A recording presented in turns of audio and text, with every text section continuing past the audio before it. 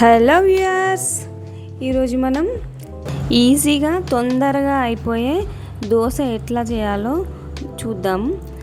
మన ఇంట్లోనే ఉండే సింపుల్ ఇంగ్రీడియంట్స్ వాడి ఈ దోశను ప్రిపేర్ చేసుకుందాం. దానికోసం ఒక గిన్నె తీసుకొని దాంట్లో ఒక 1 కప్ అటుకులు వేసుకుందాం. ఇక్కడ మీరు పేపర్ అటుకులు అయినా వాడచ్చు. నేనైతే పోహా కోసం వాడతాం కదా దొడ్డు అటుకులు, అవి తీసుకున్నాను. సో దీన్ని నీట్గా 2-3 టైమ్స్ డస్ట్ అంతా పోయేదాకా కడుక్కోవాలి. ఇందులో 1 కప్పు బొంబాయి రవ్వను యాడ్ చేసుకోవాలి. ఈ దోశలకి మనము అటుకులు రవ్వ ఈక్వల్ క్వాంటిటీలో తీసుకోవాలి. అట్లానే దీనిలోకి 1/4 కప్పు పెరుగుని యాడ్ చేసుకోండి. కావాలనుకుంటే ఎక్కువైనా యాడ్ చేసుకోవచ్చు. నేను మాత్రం 1/4 కప్పు యాడ్ చేస్తున్నా. అట్లానే ఇది కలుపుకోవడానికి 1.5 కప్పు వాటర్ అవసరం పడుతుంది. సో 1.5 కప్పు వాటర్ వేసి మంచిగా కలిపేసుకొని పెట్టేసుకోండి, నానబెట్టేసుకోవాలి. 10-15 మినిట్స్ మూత పెట్టి పక్కన పెట్టేసుకోండి. ఈ లోపల మనం చట్నీకి కావాల్సింది ప్రిపేర్ చేసుకుందాం. ఇప్పుడు ప్యాన్లో 1 కప్పు పల్లీలు వేసుకొని బాగా ఫ్రై చేసుకొని వీటిని ఒక ప్లేట్లో తీసుకొని చల్లారేంత వరకు పక్కన పెట్టుకోండి. అట్లానే మళ్ళీ అదే ప్యాన్లో కొంచెం ఆయిల్ వేసి దాంట్లో కొంచెం శనగపప్పు, కొంచెం మినపప్పు వేసుకోవాలి. ఇప్పుడు ఈ పప్పులు కొంచెం ఎర్రగా ఫ్రై అయ్యేదాకా ఫ్రై చేసుకోవాలి. తర్వాత దీంట్లో మనం కొంచెం కరివేపాకును యాడ్ చేసుకోవాలి. అట్లానే ఒక 7-8 పచ్చిమిర్చిని కూడా యాడ్ చేసుకోవాలి. మీకు కారం ఎక్కువ కావాలనుకుంటే కొంచెం ఎక్కువ యాడ్ చేసుకోండి. పచ్చిమిర్చి నాకు సరిపోతుంది, నేను 7-8 యాడ్ చేసిన. కావాలంటే మీరు ఎండుమిర్చి అయినా వేసుకోవచ్చు ఈ ప్లేస్లో. ఉల్లిపాయలు నేను ఎక్కువ ఏం వేస్తలేను, జస్ట్ కొంచెమే వేస్తున్నా. ఇది బాగా ఫ్రై కావాల్సిన అవసరం లేదు, కొంచెం ట్రాన్స్పరెంట్ అయితే సరిపోతుంది.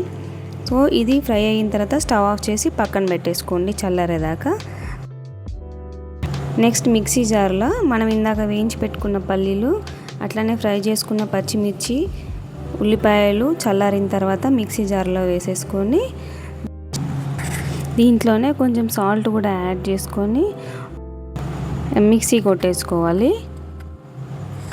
చూడండి, చట్నీ ఈ టెక్స్చర్లో ఉండేలాగా మిక్సీ చేసేసుకోవాలి. ఇప్పుడు దీనికి మనం పోపు వేసేద్దాం.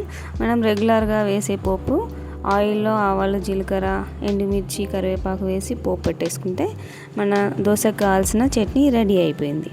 ఇప్పుడు మనం ఇంతకుముందు నానబెట్టుకున్న రవ్వ అటుకులు నానిపోయి ఉంటాయి. ఇవి మొత్తం వాటర్ అంతా పీల్చేసింది.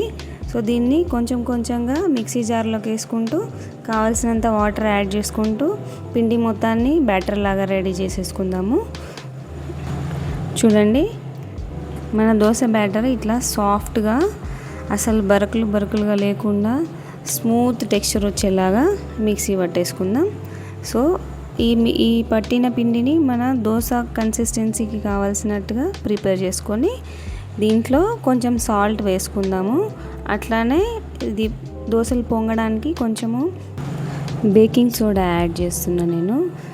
బేకింగ్ సోడా దేనికంటే మనము పిండిని ఫర్మెంట్ చేయలేదు కదా, సో దోశలు సాఫ్ట్గా స్పంజీలాగా రావడానికి బేకింగ్ సోడాని యాడ్ చేయాలి. ఇది మాత్రం కంపల్సరీ, లేదంటే దోశలు గట్టిగా వస్తాయి.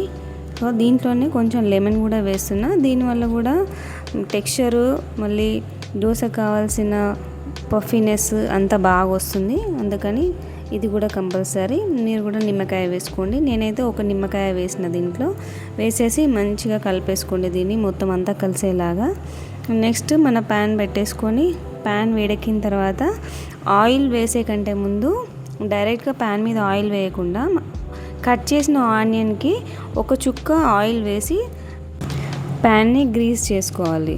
సో దట్ ఫస్ట్ దోశ ఎప్పుడైనా అంటుకోకుండా వస్తుంది. మనం అట్లా వేయలేదంటే ఆల్మోస్ట్ దోశ అంటుకుపోయే ఛాన్సెస్ ఉంటాయి. సో అందుకని ఇట్లా చేసి చూడండి, ఈ టిప్ మీకు యూజ్ అవుతుంది. చూడండి, నేను వేసిన ఫస్ట్ దోశనే ఎంత బాగా వస్తుందో, అసలు ఎక్కడ కూడా కొంచెం అయినా అంటుకోవట్లేదు. అట్లానే కింద అంతా టెక్స్చర్ కూడా ఎంత బాగా వచ్చిందో చూడండి. మనం దోశ రెగ్యులర్ దోశ లాగే వచ్చింది ఇది కూడా.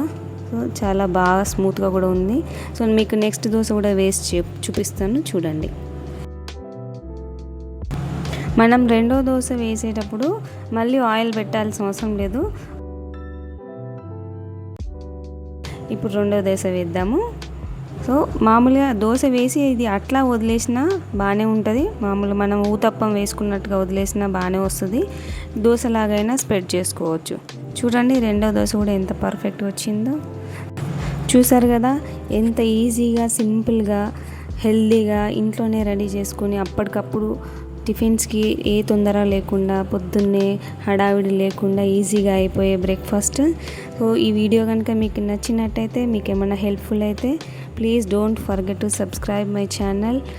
అట్లాగే మీ ఫ్రెండ్స్ అండ్ ఫ్యామిలీకి షేర్ చేయండి. ప్లీజ్ నాకు సపోర్ట్ చేయండి.